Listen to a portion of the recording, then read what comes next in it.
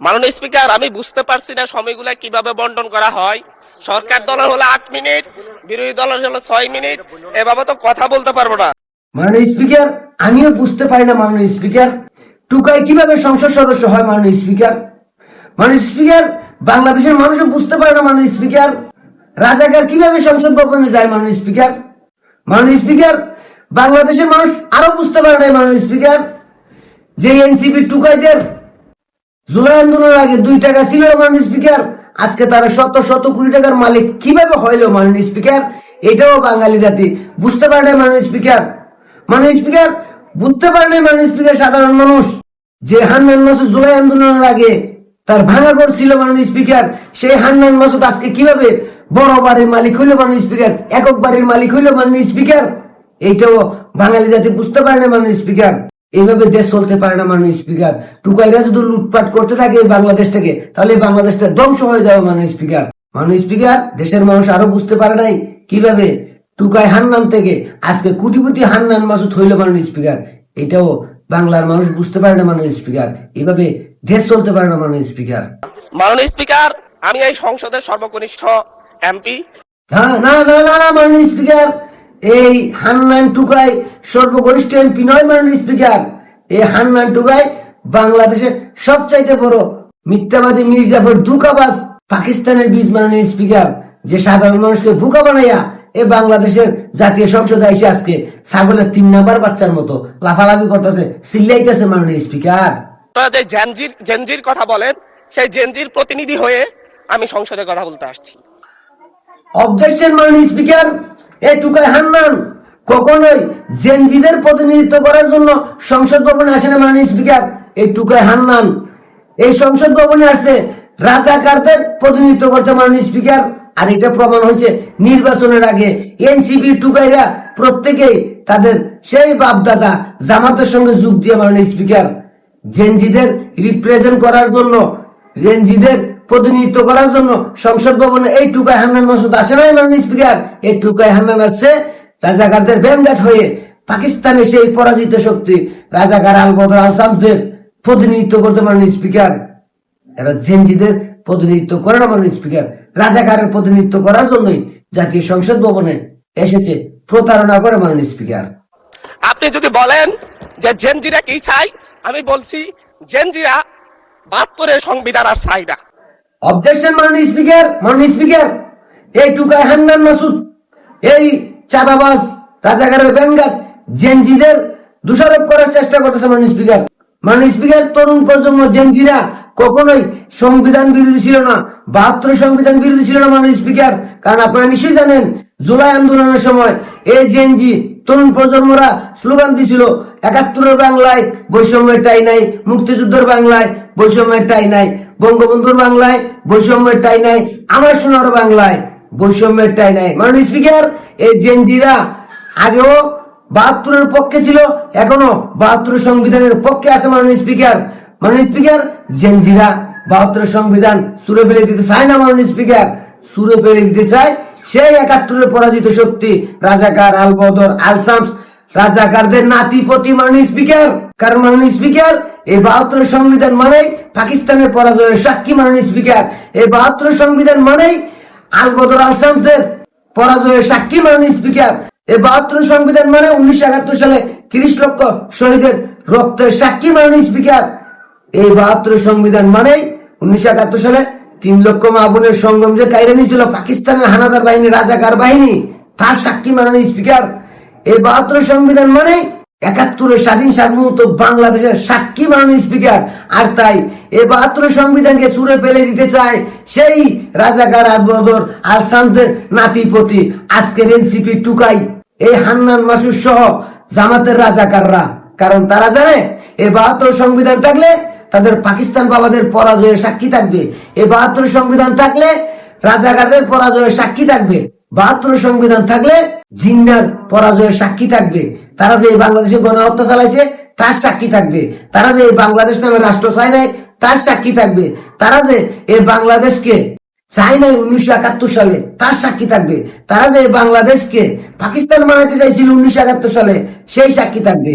তাই পাকিস্তানের বিজেরা এই 72 সংবিধান চায় না মাননীয় স্পিকার।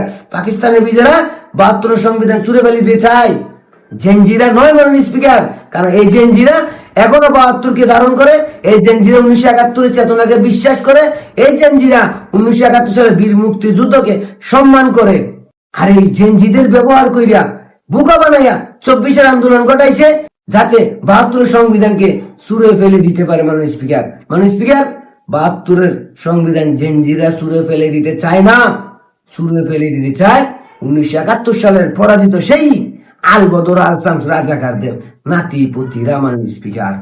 আমাদের পূর্বপুরুষরা 1971 সালে রক্ত দিয়ে আমাদের জন্য একটি নিরাপদ বাংলাদেশ গড়তে চেয়েছেন। অবজেকশন মাননীয় স্পিকার, আমি এই রাজাকারের নাতি টুকাই হান্নান মাসুদের কথা তীব্র প্রতিবাদ জানাচ্ছি মাননীয় স্পিকার। মাননীয় স্পিকার, 1971 সালে বাঙালিদের পূর্বপুরুষরা মাননীয় স্পিকার পাকিস্তানের বিরুদ্ধে যুদ্ধ করছিল মাননীয় স্পিকার।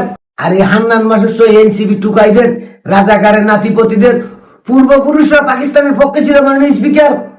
রক্ত দিয়ে দেশ স্বাধীন করেছে বাঙালিদের পূর্বপুরুষরা, আর এই রক্ত কাইরা নিছে মাননীয় স্পিকার রাজাকার আলবদরদের পূর্বপুরুষরা মাননীয় স্পিকার।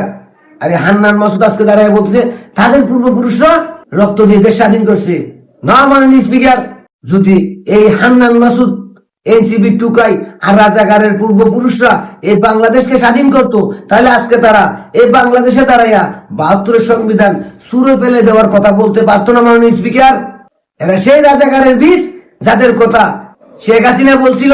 আর এই রাজাকারের বীজেরা সাধারণ শিক্ষার্থী, সাধারণ মানুষ, নতুন প্রজন্ম জেনজিদের বেকুব বানাইয়া 24-এর আন্দোলনে অংশগ্রহণ করতে বাধ্য করছিল। আর আন্দোলনের পরে 72 সংবিধান ফেলে দিতে চায়, মুক্তিযোদ্ধাদের গলার জুতার মালা দিতেছে, আর সব দোষ জেনজিদের গায়ে দিতে চায় মাননীয় স্পিকার। জেনজিরা 72 বিরোধী নয়, জেনজিরা মুক্তিযুদ্ধ বিরোধী নয়। এই জেনজিদের পূর্বপুরুষরাই এই বাংলাদেশকে স্বাধীন করেছিল পাকিস্তানের কাছ থেকে। আর রাজাকারের নাতিপুতিরা সেই ক্রেডিট আজকে তাদের গায়ে নিতে চায় মাননীয় স্পিকার। রাজাকাররা পাকিস্তানের পক্ষে ছিল, আর এটা সাক্ষী হচ্ছে 72 সংবিধান। আর তাই এই রাজাকারের নাতিপুতিরা 72 সংবিধান ছুঁড়ে ফেলে দিতে চায় মাননীয় স্পিকার। 71-এ 30 লক্ষ মানুষ শহীদ হয়েছে, জীবন দিয়েছে। মাননীয় স্পিকার, 71-এ 30 লক্ষ মানুষ শহীদ হয়েছে, 2 লক্ষ মানুষ সঙ্গম হারিয়েছে, কথা সত্য। কিন্তু এই 30 লক্ষ মানুষের জীবন কাইরা নিছে কারা মাননীয় স্পিকার? এই 2 লক্ষ মাবনের সঙ্গম কারা কাইরা নিছে মাননীয় স্পিকার? এই আজকে জাতীয় সংসদে বিরোধী দল নামের যে রাজাকার বাহিনী, জামাত বাহিনী, এনসিবি টুকাই বাহিনী আছে, তাদের উত্তরসূরিরা, তাদের পূর্বপুরুষরা মাননীয় স্পিকার 30 লক্ষ মানুষকে হত্যা করছিল, 2 লক্ষ মাবনের সঙ্গম কাইরা নিছিল মাননীয় স্পিকার। যাদের আত্মত্যাগের বিনিময়ে আমরা পাইছিলাম স্বাধীন সার্বভৌমত্ব বাংলাদেশ, একটা লাল সবুজের পতাকা, একটা মানচিত্র মাননীয় স্পিকার। আর সেই বাংলাদেশে দাঁড়াইয়া আজকে রাজাকারের বাহিনী সেই মুক্তিযোদ্ধাদের গলা জুতার মালা দেয়, সেই রাজাকার বাহিনীর নাতিপতিরা মুক্তিযোদ্ধাদের অপমান করে, মুক্তিযোদ্ধাদের বিনা অপরাধে কারাগারে বন্দী করে রাখে মাননীয় স্পিকার। মাননীয় স্পিকার, আপনার কাছে, জাতির কাছে, জেনজিদের কাছে, তরুণ প্রজন্মের কাছে আমি আজকে প্রশ্ন করতে চাই মাননীয় স্পিকার। 30 লক্ষ মানুষ জীবন দিছিল, 2 লক্ষ মানুষ সঙ্গম হারাইছিল, 9 মাস রক্তক্ষয়ী যুদ্ধের মাধ্যমে বাংলাদেশ স্বাধীন করছিল। আজকের এই 24-এর বাংলাদেশে মুক্তিযোদ্ধার গলা জুতার মালা দেওয়ার জন্য, মুক্তিযোদ্ধাদের অপমান করার জন্য, মুক্তিযোদ্ধাদের বিনা অপরাধে কারাগারে বন্দী করার জন্য মাননীয় স্পিকার জানতে চাই মাননীয় স্পিকার, জেনজিদের কাছে জানতে চাই, তরুণ প্রজন্ম জানতে চাই, বাঙালি জাতির কাছে মাননীয় স্পিকার, তারা কি এইটা স্বাধীন করছিল মাননীয় স্পিকার রাজাকারদের সংসদ ভবনে নিয়ে যাওয়ার জন্য মাননীয় স্পিকার? আমরা বলেছি নতুন বাংলাদেশ দিব, আমরা নতুন বাংলাদেশ আবার প্রতারণার রাজনীতি দেখতে চাই না। অবজেকশন মাননীয় স্পিকার, সুরের মায়ের বড় গলা একই বলে, এইটুকাই হান্নান মাসুদ সে বলছে প্রতারণার রাজনীতি দেখতে চায় না। মাননীয় স্পিকার, এইটুকাই হান্নান, এনসিপি টুকাইরা বাংলাদেশের সাধারণ শিক্ষার্থীদের সাথে প্রতারণা করছে, জেনজিদের সঙ্গে প্রতারণা করছে, বাংলাদেশে জুলাই আন্দোলনের অংশ নেওয়া প্রত্যেকটা মানুষের সঙ্গে প্রতারণা করছে মাননীয় স্পিকার। এই টুকাইরা বলছিল আমরা কোটা চাই না, অথচ মাননীয় স্পিকার এখন সেই কোটার সুবিধা এই এরাই নিতেছে মাননীয় স্পিকার। এই টুকাইরা বলছিল মাননীয় স্পিকার আমরা বৈষম্য চাই না, কিন্তু বাংলাদেশ এখন সবচাইতে বেশি বৈষম্যের শিকার মাননীয় স্পিকার। যে জেনজিদেরকে এরা ব্যবহার করছে, যে সাধারণ শিক্ষার্থীদের ব্যবহার করছে জুলাই আন্দোলনের পরে মাননীয় স্পিকার, তারা কি পাইছে? কিন্তু এনসিপি টুকাইরা প্রত্যেকে শত শত কোটি টাকার মালিক হয়েছে, এমপি হয়েছে, এখন মন্ত্রী হওয়ার স্বপ্ন দেখে। মাননীয় স্পিকার, এটা কি প্রতারণা নয়? এই প্রতারণা কি তরুণ প্রজন্ম মেনে নিবে মাননীয় স্পিকার? এই প্রতারণা কি বাঙালি জাতি মেনে নিবে মাননীয় স্পিকার? বৈষম্যের কথা বলে, কোটার কথা বলে যে আন্দোলন করলো, সে কোটা রয়ে গেল, বৈষম্য বেড়ে গেল, আর হাজার হাজার কোটি টাকার মালিক হইল এই এনসিপি টুকাইরা মাননীয় স্পিকার। এই প্রতারণা কি জেনজি, তরুণ প্রজন্ম, বৈষম্য বিরোধী ছাত্র আন্দোলন, কোটা বিরোধী আন্দোলন যারা করছিল তারা মেনে নেবে মাননীয় স্পিকার? আপনার মাধ্যমে জানতে চাই সমগ্র বাঙালি জাতির কাছে, আপনারা কি এদের এই প্রতারণা মেনে নেবেন? এই বিশ্বাসঘাতকতা মাননীয় স্পিকার এই রাষ্ট্র আর সইবে না। এই প্রতারণা বাঙালি জাতি মেনে নিবে না। এই প্রতারণা জেনজিরা মেনে নিবে না। এই প্রতারণা সাধারণ শিক্ষার্থীরা মেনে নিবে না। এই প্রতারণা সাধারণ মানুষ মেনে নিবে না মাননীয় স্পিকার। ৭১-এর বাংলায় দাঁড়িয়ে ৭১-এর সংবিধান পরিবর্তন করে দিবে, ফেলে দিবে, এই প্রতারণা বাঙালি জাতি মেনে নিবে না মাননীয় স্পিকার। যে জেনজিরা ৭১-এর বাংলায় বৈষম্যটাই বলে স্লোগান দিছিল মাননীয় স্পিকার, সেই জেনজিদের ব্যবহার করে আজকে রাজাকারদের সংসদ ভবনে নিয়ে যাওয়া হয়েছে মাননীয় স্পিকার। এই প্রতারণা সইবে না জেনজিরা মাননীয় স্পিকার। জুলাই আন্দোলন রাজাকারদের সংসদে নিয়ে যাওয়ার জন্য হয় নাই মাননীয় স্পিকার। এই বিশ্বাসঘাতকতা মেনে নিবে না বাঙালি জাতি, মেনে নিবে না। জেনজি বলেন, নতুন প্রজন্ম বলেন, বৈষম্য বিরোধী বলেন, আর কোটা বিরোধী আন্দোলনের অংশ নেওয়া কেউই এই বিশ্বাসঘাতকতাকে মেনে নিবে না মাননীয় স্পিকার। এই ভয়াবহ পরিবেশ তৈরি কারা করছে? একেই বলে মাননীয় স্পিকার সুরের মায়ের বড় গলা। এই বাংলাদেশের আজকের এই ভয়াবহ পরিণতি কারা তৈরি করছে মাননীয় স্পিকার? এই এনসিপি টুকাইরা, রাজাকারের নাতিপতিরা, যারা ছাত্রলীগের লুঙ্গির তলে লুকাইয়াছিল, যারা আওয়ামী লীগের ছত্র ছাড়াই লুকিয়েছিল, এরাই এই বাংলাদেশের আজকে ভয়াবহ পরিণতি সৃষ্টি করছে মাননীয় স্পিকার। আজকে বাংলাদেশের জনগণের মাথার উপরে 23 লক্ষ হাজার কোটি টাকা ঋণ, সেই ঋণের বোঝা কারা চাপাইছে মাননীয় স্পিকার? এই এনসিপি টুকাই আর ইনুস সরকার, সুৎখোর মহাজন ডক্টর ইউনূসের উপদেষ্টা মাননীয় স্পিকার। আজকে দেশে তেলের সংকট, এই সংকট কারা তৈরি করছে মাননীয় স্পিকার? এই ইউনূস 18 মাস দেশ পরিচালনা করছে আর তেলের সিন্ডিকেট সুরবাটফারদের হাতে দিছে, তাই আজকের এই বাংলাদেশের ভয়াবহ পরিস্থিতি মাননীয় স্পিকার। মাননীয় স্পিকার, আজকে বাংলাদেশে হামের প্রভাবে শত শত শিশু মারা যাচ্ছে। এই ভয়াবহ পরিস্থিতি কারা সৃষ্টি করছে মাননীয় স্পিকার? এই ইউনূস সরকার আর এনসিপি টুকাইদের নেতৃত্বে পরিচালিত সরকার, যেটা 18 মাস ছিল, তারা এই শিশু মৃত্যুর ভয়াবহ পরিস্থিতি সৃষ্টি হওয়ার কারণ মাননীয় স্পিকার। মাননীয় স্পিকার, 24-এর আন্দোলনের পর শত শত মাজার ভাঙা হয়েছে, এগুলো কারা করছে মাননীয় স্পিকার? এই ইউনূস সরকারের নেতৃত্বে, এনসিপির নেতৃত্বে মাননীয় স্পিকার। তৌহিদি জনতা নামের কোলাঙ্গার মোল্লারা মাননীয় স্পিকার এই ভয়াবহ পরিস্থিতি সৃষ্টি করছে মাননীয় স্পিকার। মাননীয় স্পিকার, সারা বাংলাদেশে মব চালিয়ে শত শত বাড়িঘর লুটপাট, শত শত মানুষকে মবের মাধ্যমে হত্যা, মায়ের দূর করা, দেশের রাষ্ট্রীয় সম্পদ ধ্বংস করা, এই ভয়াবহ পরিস্থিতি কারা সৃষ্টি করছে মাননীয় স্পিকার? সুৎখোর মহাজন ডক্টর ইউনূসের নেতৃত্বে সরকার, এনসিপি টুকাইরা করছে মাননীয় স্পিকার। মাননীয় স্পিকার, আজকে বাংলাদেশ ভয়াবহ সংকটের মুখে, অর্থনৈতিক দুর্বলতা, তেল নেই, গ্যাস নেই, খাদ্য নেই, মানুষের নিরাপত্তা নেই। এই ভয়াবহ পরিস্থিতি কারা সৃষ্টি করছে মাননীয় স্পিকার?